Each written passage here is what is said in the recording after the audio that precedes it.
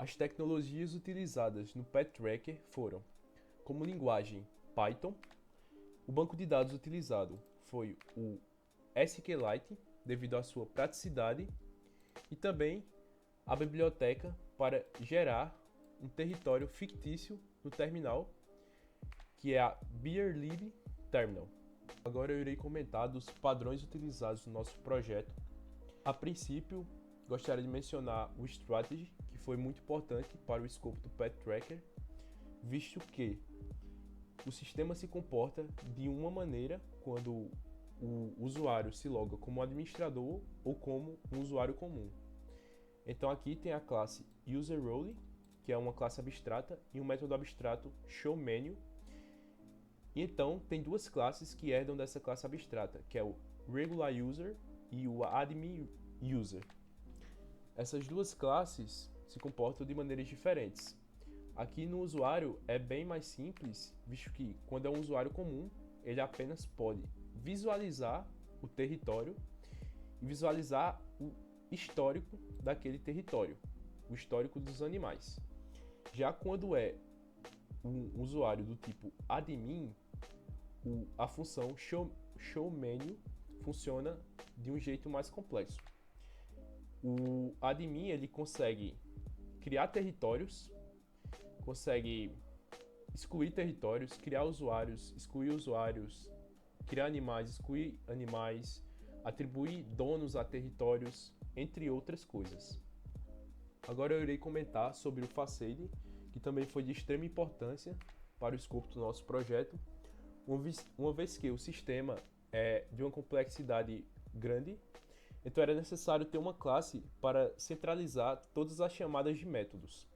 E essa classe é o Facade, além de fazer a lógica de algumas consultas ao banco de dados.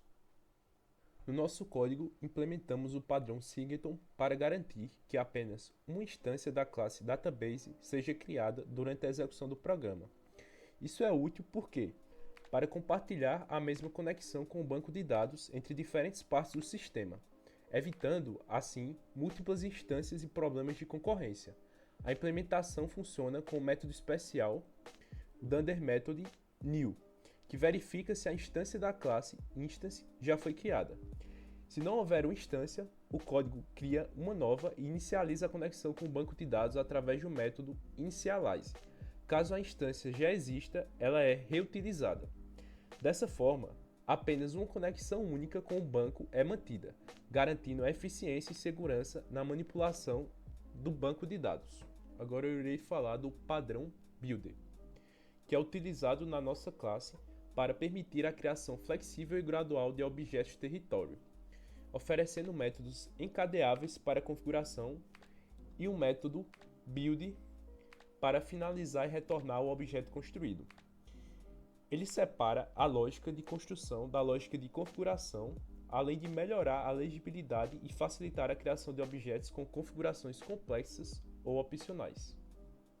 O adapter no nosso programa foi utilizado da seguinte forma: o usuário ele consegue enviar 4 valores para criar um território, sendo eles a latitude 1, a longitude 1, a latitude 2 e a longitude 2. Então foi necessário a utilização desse padrão adapter para adaptar esses 4 valores e transformá-los em apenas 2 valores que seriam recebidos pela função territory para conseguir simular um território no terminal do usuário. Agora eu irei falar do uso do proxy no nosso projeto.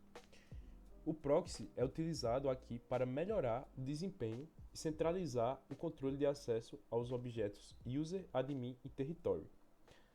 Além disso, o proxy garante que esses objetos sejam carregados do banco de dados apenas uma vez e sejam reutilizados por meio de cache, além de facilitar a manutenção do estado da cache durante as operações de salvamento e exclusão.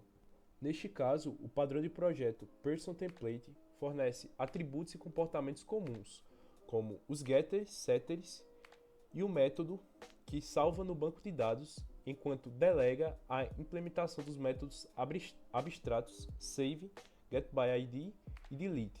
As subclasses como user e admin que devem definir como cada uma dessas ações será concretamente realizada. Isso promove a reutilização de código e flexibilidade.